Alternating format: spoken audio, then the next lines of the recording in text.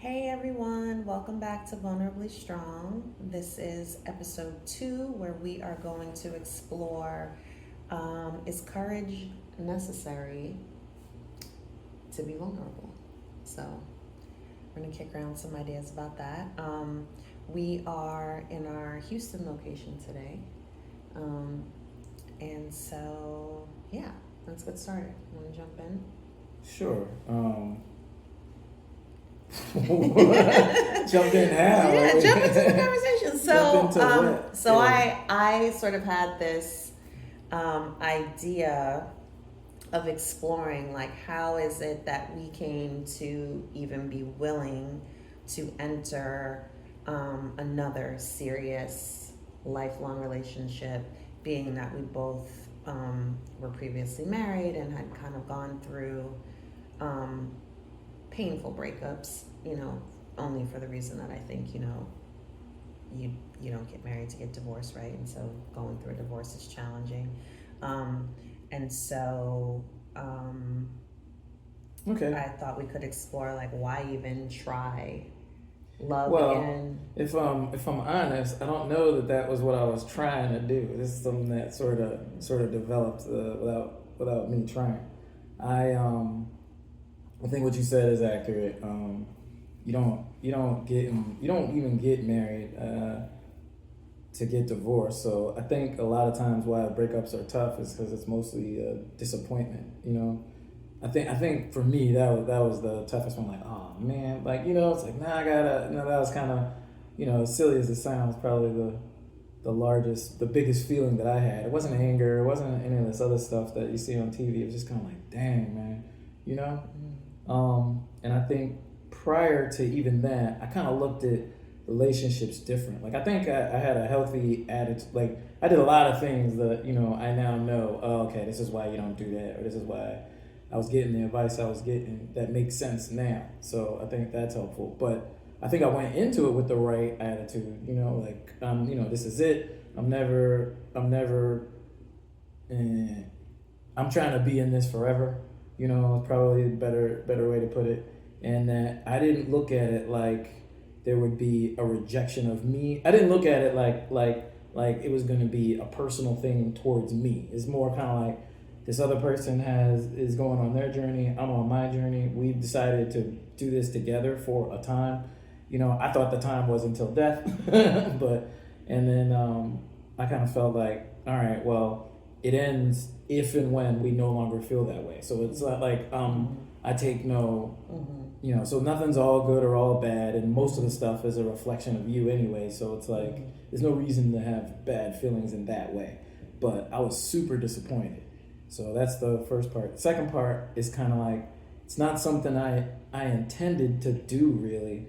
I was more I did have a yearning to Something you intended to do being get into a relationship. Getting into the post-divorce. Yeah, Gotcha. yeah.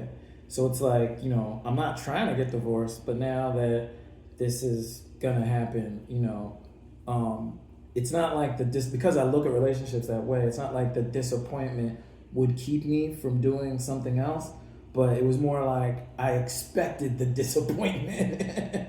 That was the blocker more than anything else. And the more now I can be more specific. The more I talk to you, the more I'm around you, the more exposure I got to you, I was able to back up my feelings with logic, basically. And then I was like, oh, okay, all right, well, I'm now choosing, like my premise wasn't wrong, you know what I mean? So I'm going to go on ahead with my premise because that's what my heart wants. And I want to walk with this person now. And at first I had a healthy attitude where I was like, however long that is, Yeah, I think that's interesting that your perspective on relationships going into your marriage. I partnered and got married fairly young. I was in my mid-20s and I was in my mid-30s when the marriage ended, and so I for a time was sort of like, I'm young, I deserve, to like have the love that I want. And so I think I was kind of like trying to, search a little bit. and then being met with like the disappointment of realizing that like, oh, like out in the dating world in your mid 30s, especially, like, you know, I had 2 young kids at the time, like people aren't looking for what I'm looking for, right? It was very much like, I don't know, I expected to come out like, you know, as a mature person in my, you know, mid to late 30s and meet other mature people in their mid to late 30s or early 40s. And I felt like that's not what I was getting. Like I was still sort of, you know, meeting people who just wanted to be out, you know, playing, and which is fair, you know, but wasn't what I was looking for. And then I think I was also disappointed by the sort of what I would call like emotional dishonesty that I kept kind of coming up against. And so I think by the time you and I reconnected, that hope that I had kind of gone into, like, you know, dating with in my mid 30s was starting to dwindle. And I was like, I mean, I feel like, in fact, one of our first conversations, because when we reconnected as friends, is I was like, yeah, you know, good luck, because it's rough out in the streets, you know, like it's not like it's hard, you know. And you were kind of like, oof, really? And I was like, yeah, you know, it's tough. So I think similarly then, just through conversation with you and also kind of like knowing you, a lot, we were finding that we were aligned in our values and aligned in a lot of our goals. And so, yeah, things started to kind of click and make sense. I do think, though, it's interesting, because the reality is that we both were, and I mean, I would say are, because I don't know that healing is like a destination, right? But we both were still healing, right, from past relationships, not even necessarily just our marriages. And also, we came together with, like, you know, a lot of stuff in our lives, like kids and distance, right? 2 different cities and like all the things. So I'm wondering from your perspective, like, how are you able to kind of like put up with me and support me right through, I know, but I mean, it's not how we would say it, but I feel like to the outside, where it's like, why would I want to put up with, right, another person and like all their stuff, right? Like, we don't think of it as baggage, but like the you know, that's how it gets talked about kind of out and about, right? Like, I got my own stuff I'm dealing with, like, why would I want to take on another person's stuff? So I think, you know, like, I do think about like how and why do you choose, and then also like how do you go about kind of like supporting me through all my stuff when you're still going through your own healing. Yeah, I get that. I think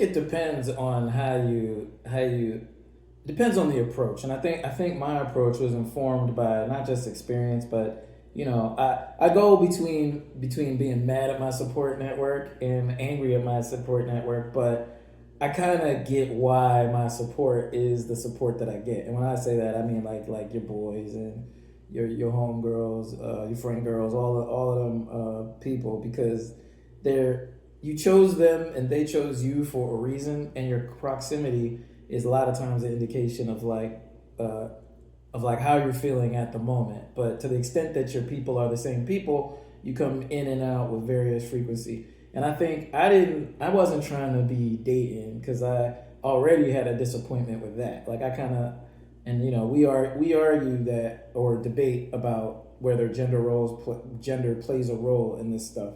And I've got one foot in each argument, you know. But a lot of that gender does matter comes from being outside. Do you know what I mean? Like, I had friends that weren't married. I had friends that were married and divorced. I had friends, you know, in different phases of this. And what I had learned was that if I thought marriage was disappointing, then being outside was equally disappointing because it's like I'm not saying everybody obviously, but the gist of it, no matter how I want to mesh it up, is that you're dealing with people who you're dealing with people who to a certain extent are not enamored with a traditional relationship. Like that's who you're really dealing with, like for various reasons, you know what I mean? But there's always a story that ends up to where you want to be playing around, and there's a lot of reasons why, at least for me, that is not, I don't like that, like, you know, or I'm not always going to like that. Do you know what I mean? Okay. Because you're gonna be playing around with me, like you know. And if I'm serious and you playing, like that's already like, I feel like if gender does play a role, being a guy, it's easier to see that. The only reason why I would be going outside would be to be playing around for the most part. And if I wasn't playing around, I gotta lock in because it's gonna be a long day. Like, you know what I mean? So, the question of how you're no, I get it. I'm getting there. Support me. Okay. The number one thing I was able to identify from being outside and hanging out is that really no one's trying to be vulnerable. Like that was the nugget. Like nobody. It's not so much they're not honest. It's not so much everyone's a liar. Like I don't believe in that type of stuff. No, I do think that what you're saying about no one's willing to be vulnerable is what I sort of saw as like emotional dishonesty, right? Because lots of times people will say one thing, I don't want to be in a relationship, but you want to spend all of your free time with me,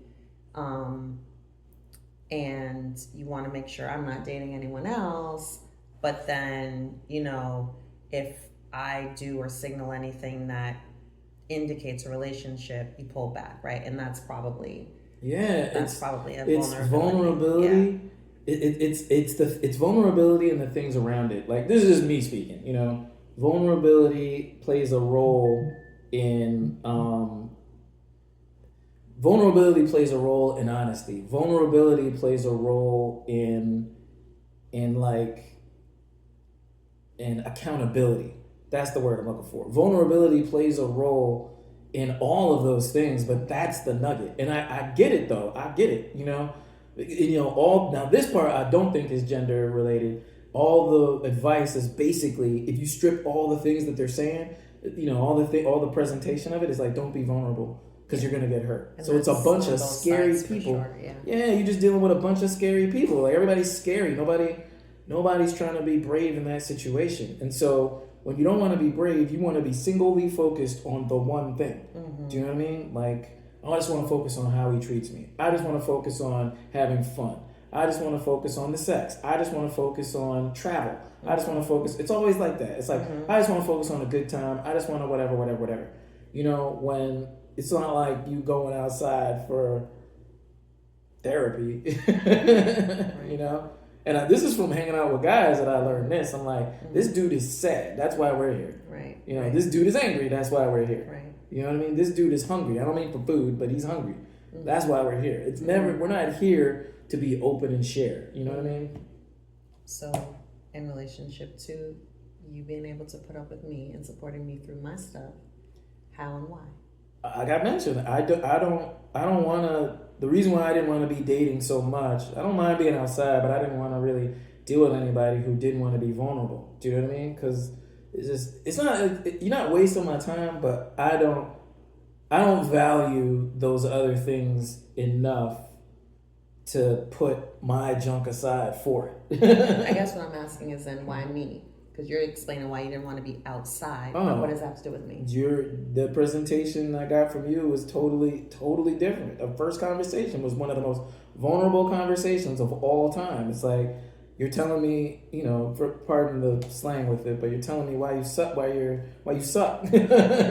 I'm the worst for these reasons. Bam, bam, bam, bam, bam. Now, normally, I would look at that and I'd be like, okay, this is one of those things where they're leading with this because they don't want to take accountability. But then the next thing you say is accountable. I learned this. I did this. Like, this is where I'm at in my journey. Like, you were just really vulnerable and honest from the beginning. I didn't ask you for that. You just led with that, you know? And I was in a raw place, so I already knew, like, if somebody's not presenting that, then I don't feel like I have the green light to be raw and honest. You know, so it started like that, and it's been like that the whole time. I mean, every day there's some debate that we have, and in a weird way. I mean, from my perspective, yes, it's true. right. But it's weird because it's like that actually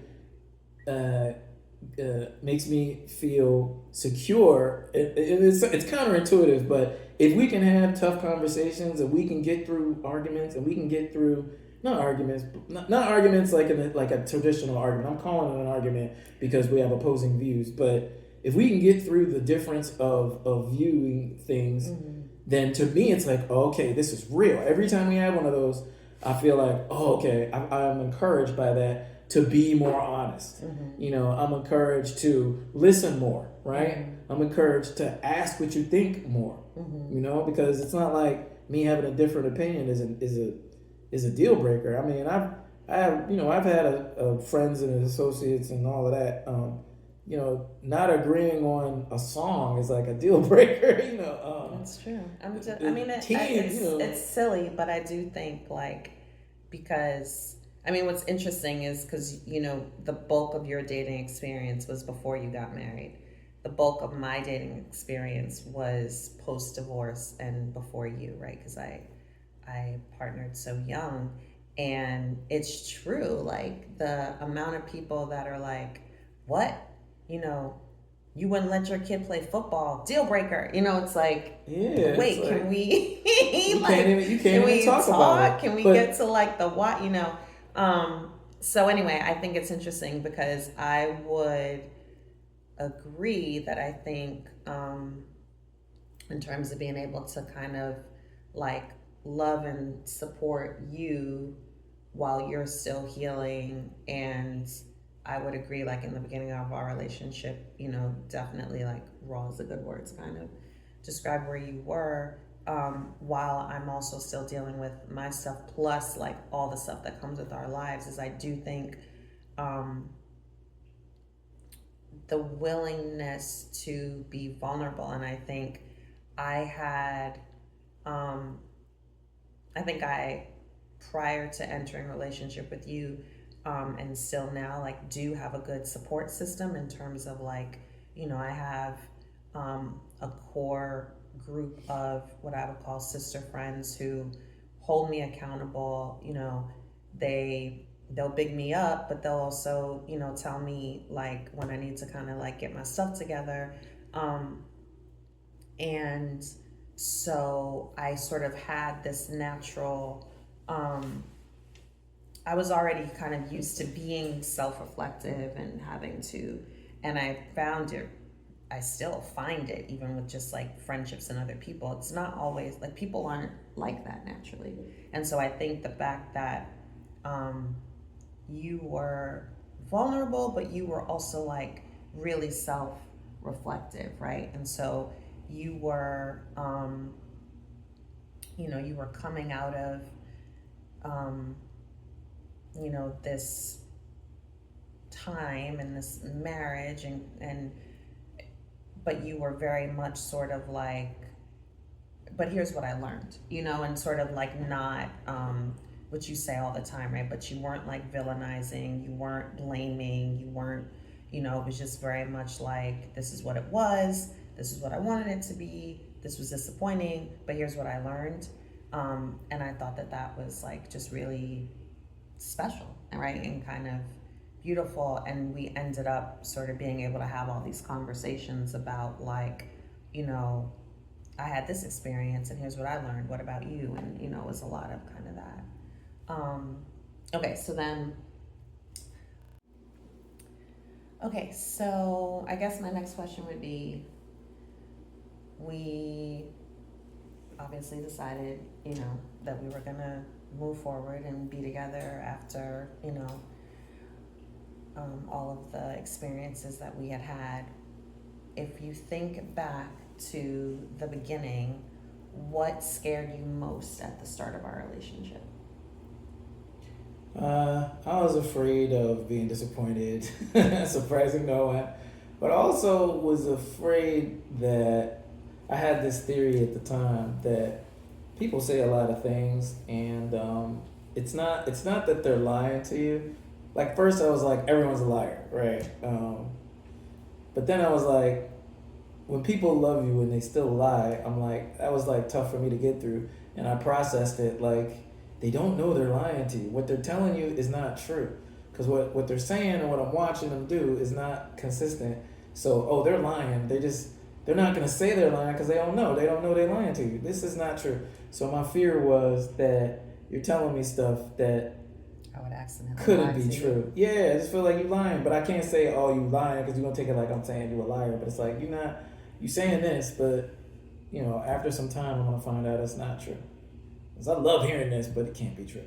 So that was really where I was. It was like it's not like you, not in a way in which I'm attacking you, but it's just kind of like, all right, well, we'll see how you feel about this, and none of this can't possibly be true. Yeah. Like, you know what I'm saying? In a week, we'll see. Like, you know what I mean? In a month, we'll I don't see. know that I would have phrased it in that way. To me, I had two fears that I can remember now anyway, which is one, that you would change your mind, which maybe that's kind of what you are calling lying. But, I was like, I don't know, like, he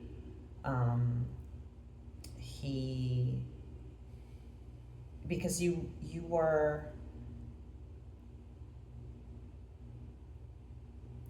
it was like you were, because it was like you were, it was like you were making it clear that you wanted to be with me, but in a way where you had also made it clear that, like, up until we reconnected, you wanted absolutely nothing to do with like being in a relationship, or and so I was just like that's a lot of pressure, I want nothing to do with being in a relationship, but you're the exception. It's like, I don't know, because I got I have I have flaws and I'm not perfect, so I think so it's like he's gonna change his mind, especially because like there was distance. It's not like we were seeing each other every day. There was the distance, so we were seeing each other every so often. There was there was just a lot going on in my life, like with my children at the time, and I mean, they're still my children, but at the time going on with them, your mom too, right? Yeah. So so I was just like, what if he changes his mind? And then I think my other fear was like, if this doesn't work out, are we still going to be able to maintain our friendship and be in each other's lives? Because when we first reconnected, I wasn't necessarily thinking, oh goody, now we're going to be in a relationship. It was more so like, oh goody, this friend that I lost touch with for so long is back in my life, and I'm going to get this friendship back. And then the romantic part came. So I was like, like if this, if the romantic part doesn't work out, like I don't lose my friend again, So I think those were some of the initial fears that I had. But I think what was great about it for me was that I could actually say all that to you, and we could actually talk about it. And that was the first for me, like where I could actually name, like, here's what I'm worried about, or hold on, you said this thing, so does this mean you're changing your mind? And we could actually like have those conversations. And I think one of the things that was so great and kind of leads me sort of into my next question, but it's not the answer to it for me, but like it was exciting for me to be able to like actually talk about and name the things. I had never been, certainly not in a romantic relationship, but even like like relationship with like my parents and stuff, in a place where like I could like name my fears and my emotions and then like talk through them calmly. And it wasn't like every time I named a fear you were like, no, that's never gonna happen, so it wasn't like just sort of telling me what I wanted to hear, but it was just sort of being able to name it and then talk about like how we could work through the fears, or even with the fears, keep our shared vision of what we wanted with each other at the center. I think that was helpful. So then my next question is, what was the most exciting thing, at the start of our relationship, and kind of like,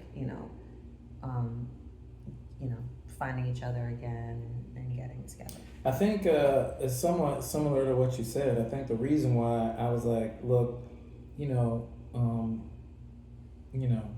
I mentioned the gender dynamics and how it plays out, and like one example would be, it's not so much that I was raised to believe that there are no differences really, men and women are the same, but I get that because it was women who said that, you know what I mean? And I think what they're reacting to is the feeling that women can't do everything, But I'm also black, so it's like for the most part in my life on all sides, it's mostly all matriarchy, right? So if there was going to be a small secret society, it's dudes. It's the guys are in their own secret society, and the women is the normal thing. And I've always wondered if that was how, like, if that played out that same way in other families, because it's like, we live in the USA predominantly, or, which I guess would be like an English culture. So the man is like, there's certain standards for men, and then women, historically anyway, have been relegated to some back thing, right? But at home, that's not seen as the case. I can't tell, but at least, in my experience, that's not so much the case. So people say things like a woman's not supposed to, I don't know, they're dumb. It's like women not supposed to do X, Y, and Z thing, and so when you're asking a woman a question that's a real question, it's like the answer is through the lens of what society says is capable, is like appropriate, So if I'm asking some question about work, it's like, oh, I can't say that I make more than him, and that's gonna make him feel some type of way because you're taught. So it's like, you got to lie to me. It's set up so that I can't. The patriarchy's killing me, right? Like I can't get the answer. Like I'm not gonna be able to get this answer. The only way I can get the answer is by being with you and seeing how you play things out. All of this to say, when it turned out that I was wrong about that in this case, like, it's similar to what you said. It's like, oh, we can actually talk about this. Like, so if I ask you a question like that, like maybe something you're not supposed to. I've always been bad at conforming to social norms. I should put that out there.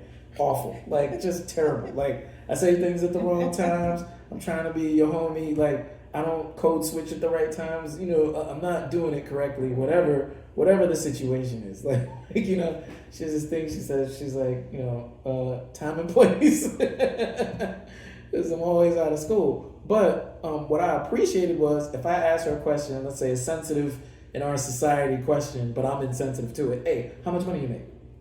Right? She'll be like, well, I make X, whatever that number is. She'll give me the truthful answer, right? And then she may, if she felt that pang of the social norm, say, I know typically women don't say for these reasons. And I appreciate that because I saw that as a pattern that was happening all the time. I mean, I feel so lied to in the context that I gave that I don't even pay attention to anything that's like short term. You could like, you tell me, what's the point? I can't. Now, if this is a pattern or if we're a month in and I can say, oh, this has been going on for a month, now I'm paying attention. Like, you told me something yesterday, I don't know what it is. Like, I don't know, I gotta write it down. I don't know what you're talking about. So I was like super excited to be able to, I don't have to do all this extra work. It was just like a load off. It was like so peaceful. It was like, oh, thank God. Like, just tell me. You remember I used to be like, tell me the thing.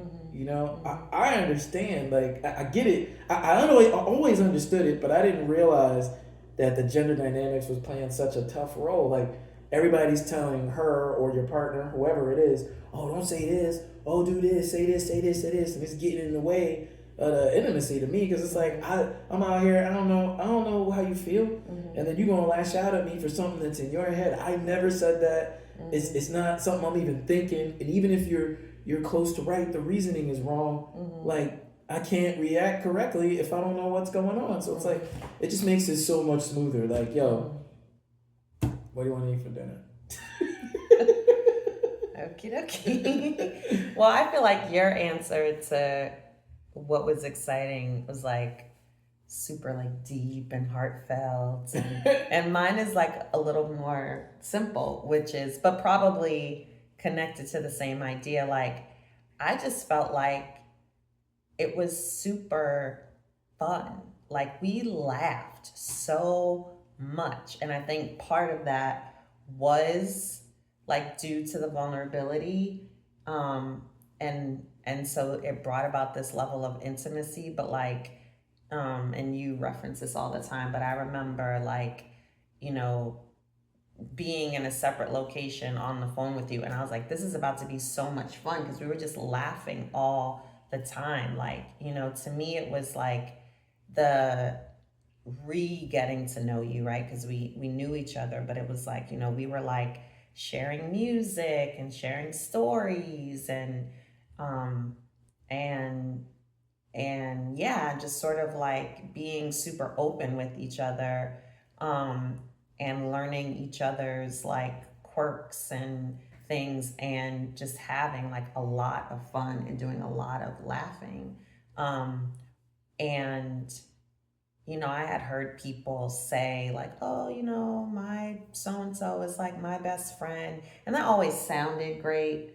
And you know, I may have even said that at a point in time, but it what has not been real until until now. It just hasn't been like I feel like there's nothing that there's nothing that I can't say to you as a friend, but also like I've just never had this much fun in a relationship. And I mean, it can be like, I mean, we can be like anywhere and like make it, a fun and good time. So to me, I think that was the most exciting thing.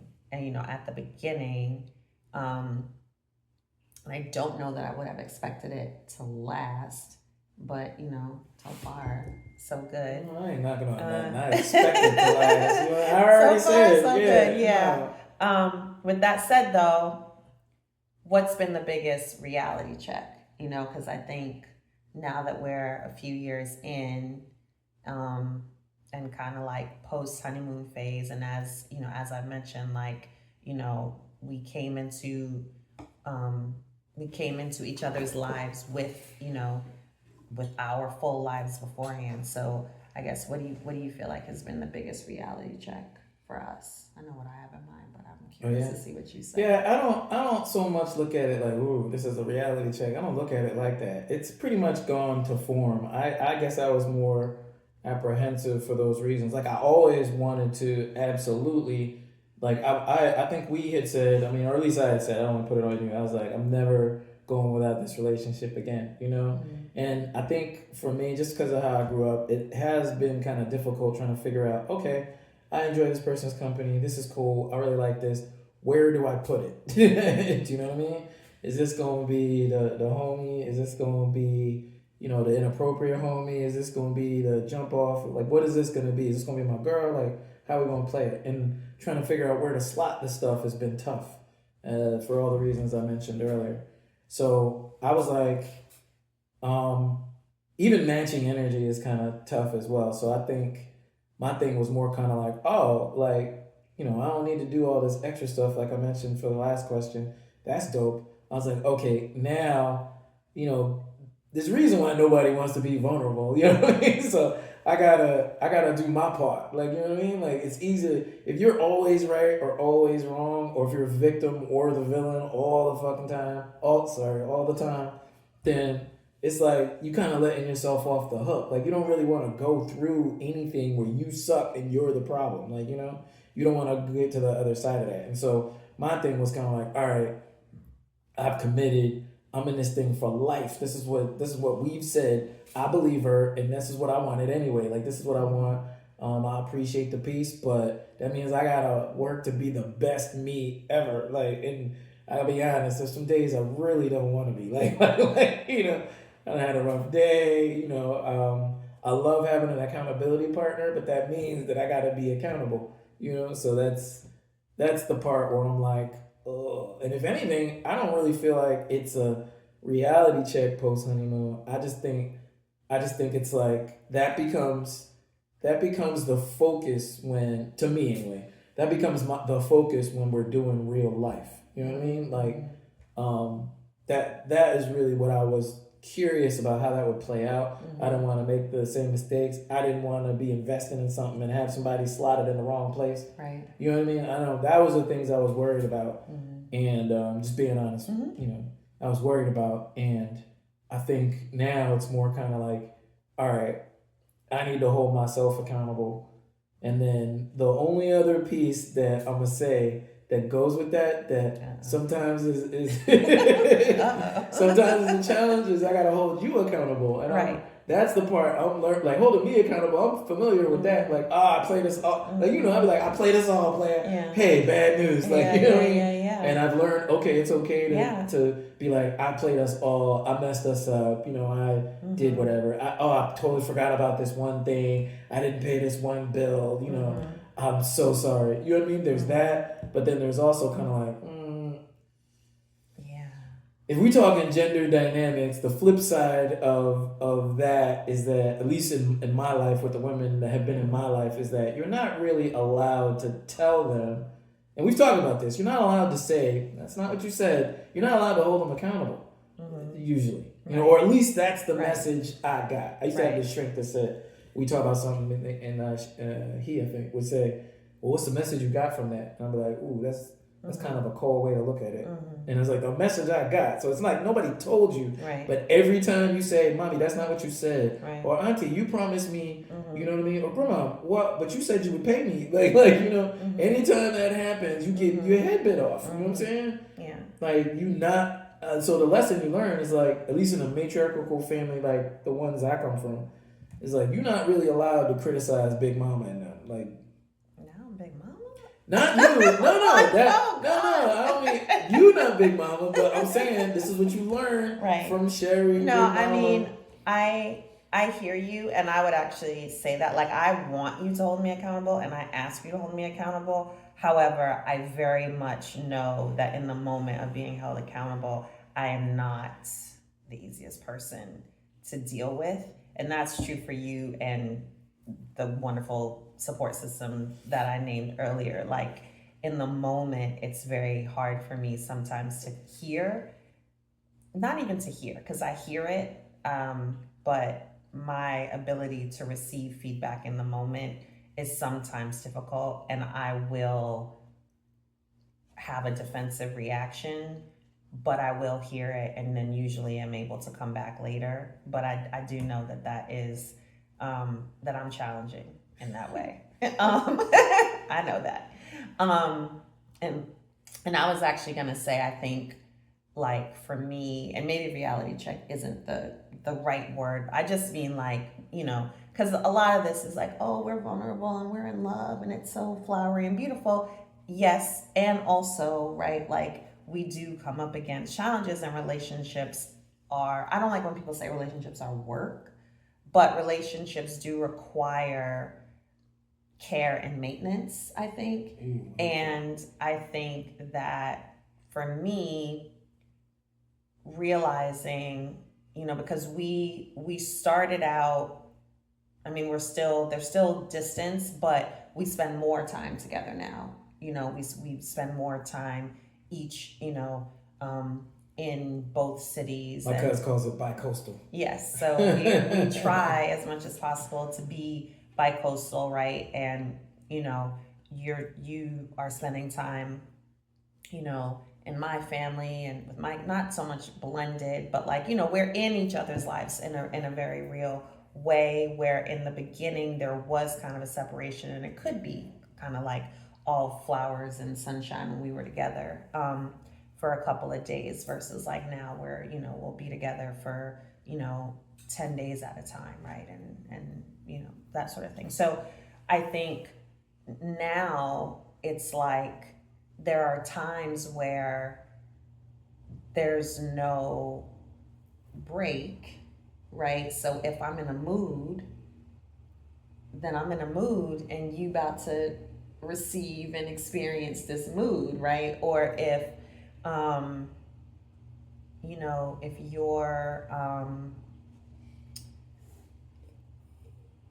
you know, trying to figure something out or do or just like our ways. I think what it does is kind of magnify, like we have very different approaches to many things. I think like I said, our values are aligned and our goals are aligned, but our approaches are very different.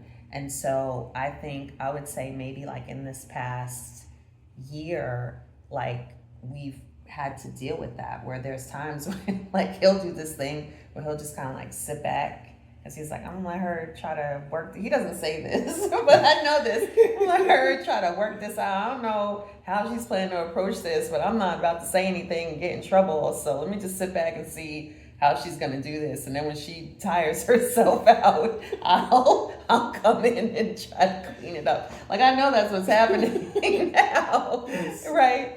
Or on the flip side, where I'm like, because I can't just sit back and be quiet. I'm like, this is inefficient. Like, why aren't we doing it? So I think just the the challenge of these two very different personalities, right?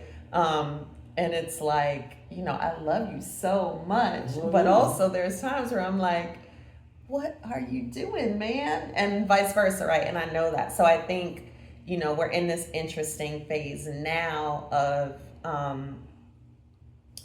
of being able to kind of just see that, like not try to change it, right? Like, you're not going to do things in the way that I think is most efficient, right? I'm never going to pack the trunk in the way that makes you happy for a road trip. I've tried.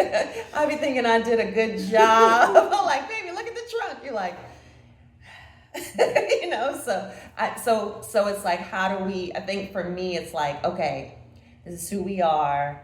And now like, we're going to move forward like with these. So I think not so much that it's a reality check in that like I expected us to always agree, but in the past those sticking points would have been like, a blowout, a fallout, something we couldn't really address and people are just like secretly mad, whereas like now I can be like openly annoyed, you can be openly annoyed, and we just know, okay, well, this is where it's gonna be, and then later we gonna hug it out, it's gonna be fine. So I think that's been really interesting, and it's a challenge, but it's also been really like affirming to me that we still are going to be us, even in the midst of that. Okay, so to wrap up, this might be a hard question, and you only have like 45 seconds to answer. 45 seconds? Yeah. Okay. Because I know if I say that, it's going to be longer than that. But yeah, how do you know that this is the one, that I am the one, that this is the final relationship? How do you know? Just like in your gut response. Well, I'm glad you said gut, because that's a lot of it. I think for me, I had some difficulty when I was younger. The way my family my family went through what do you call a family unit?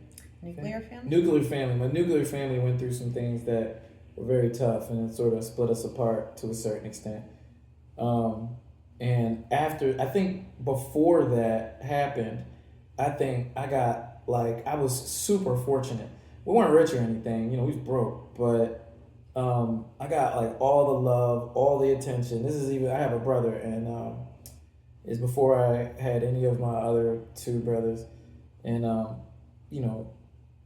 I got so much love, but it wouldn't be how like it's on TV necessarily, but it's like they made sure that I was very immersed in the culture, in the different cultures, I should say. They made sure I knew my history, like it's a form of pride. Like that was the richness of it, and there was a certain amount of authenticity that came with that I had been chasing ever since. Like, you know what I mean? So there was this feeling of like being loved by my father, being loved by my mother, of wanting a brother, to be around all the time. Those feelings were like raw feelings, you know what I mean? And it's like having somebody to, like, some guys I know never really wanted. I'm landing it.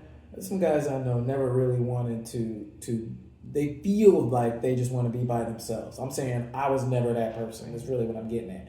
Like, I love the community. I love all of that, and it was more kind of like a yearning to share, but not to share. Like, a lot of guys say that, and they just really want like a nurse, like, which is your joke, or they want something else that's not that, but somebody who's singularly focused on this one thing. I wanted to be able to share everything. And the feedback that I was getting is that, I guess nobody really wants this. Like, I wanted to be vulnerable. I wanted to talk about how I sucked. I wanted to be a better person and all of that. And I was like, I guess that's not, players don't want that. That's not real, And so, I joke with her, but I feel like in the first conversation that we had, because we texted a little bit, and then finally it was like, well, let's get on the phone. Texting is not efficient for all the things that we want to be about.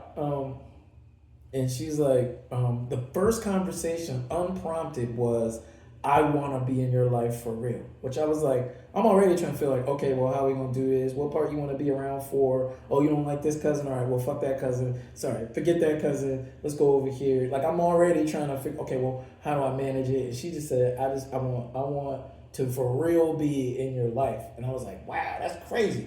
And it's like, everything that she said unprompted was, unbeknownst to her probably, was dead on what I always wanted. This isn't like something where it's like, I came to this conclusion. No, from birth. Like, I never remember a time when I didn't want this. And so I had cousins that was like that with, friend girls, homeboys, whatever. And, at a time when I really want peace, and I've identified what I don't want quite clearly, and I've identified like the updates to me that I'm gonna do. Like, I'm gonna make sure I do this. Come hella high water. Here's a person who I'm not even able to communicate it, who's communicating exactly those things. And I'm like, it was becoming like a game. I'm like, it's like, I want that bingo. Like, you know what I mean? Let's see. She say something, I want that. Like, I want that. Like, she just talking about how she want to be a better woman, how she want to do this. And I'm like, I want all of these things. Like, she is nailing this. And then at some point, it's not even like a long time later, like from the first conversation to, let's say, later that week, I'm like, yo, she is the one, yo. Like, I've never in my life, I was like, it's unclear if she can do any of these things, you know what I'm saying? Because it was the first week. But I'm like, even if she wants to do these things, it's crazy. Like, that's the goal. I never heard of that. I never heard of a player having a goal like that. Like, and so, wrapping it up, I was like, there's a lot of things, like, even now, I'm like, that's confusing. I don't understand, man, where you getting this from? Like, I have a lot of things I would debate you on, but I know 100% without a doubt that you are that person that I have been looking for. And if anything, I get mad because I'm like, player, we went to the same high school. Like, what was all of this? Like, we know each other all the time. I know, it's crazy. Yeah. Thank you. That was very sweet, babe. Oh, it's sweet? Yeah. Okay. All right, I'll take it.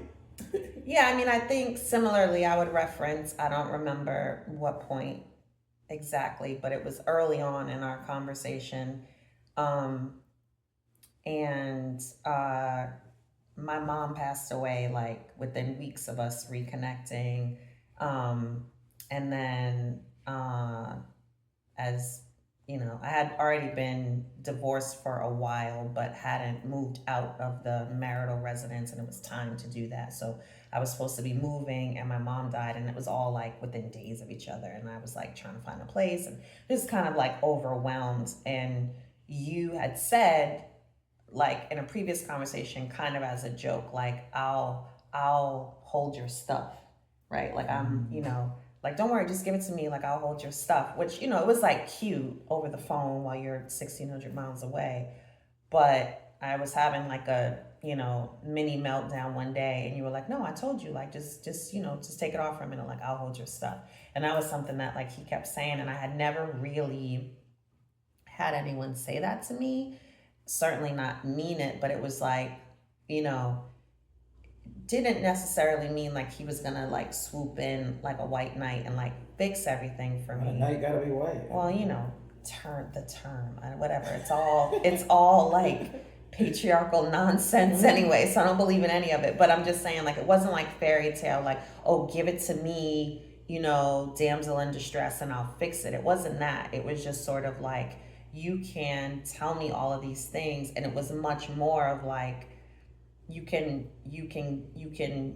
give it to me for a minute and then rest, and then like we can solve this. So like I had gone to visit my mom like the week before she passed away, and you kept saying stuff like we, like how are we going, and you weren't there, right? Like you were you know, here in Houston, and I was visiting her in Georgia, but you were like, you know, how are we gonna, you know, blah blah blah with mom today, or what are we doing? And it was very much just like a way where you were reminding me constantly that I didn't have to deal with stuff by myself, and that I wasn't alone. And like that had been, however real or perceived, because I did have, you know, these kind of sister friends who were a support, but my narrative had sort of been like, I'm on my own, I have to do this by myself, like, you know, I don't have help, you know.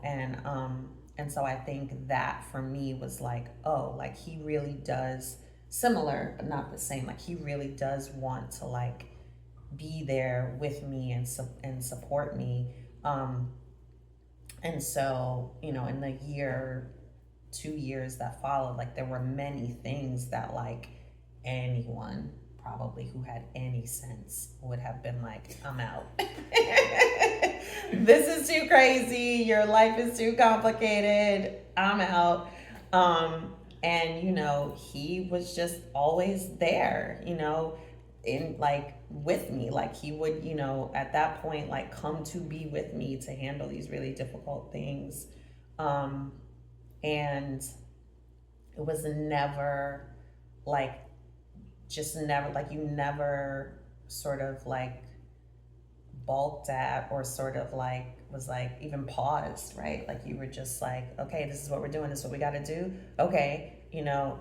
And so I think it was just really the first time outside of these sister friend relationships that I had, and then maybe like my dad, who's been gone for 19 years now, like it was really the first time where it was just like unconditional love and support. Like didn't matter what was happening, didn't matter, you know, what my mood was, like just constantly sort of showing up and giving me like the best of yourself, which I think I was like, okay.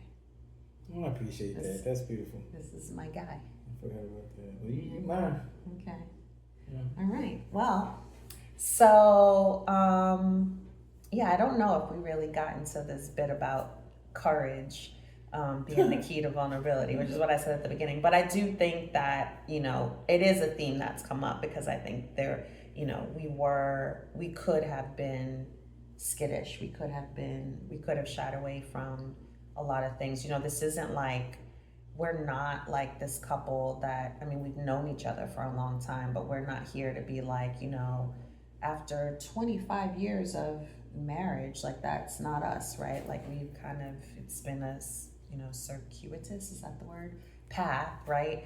To kind of finding love, you know, later in life, even though I hate that, but that's where I guess where we are, midlife,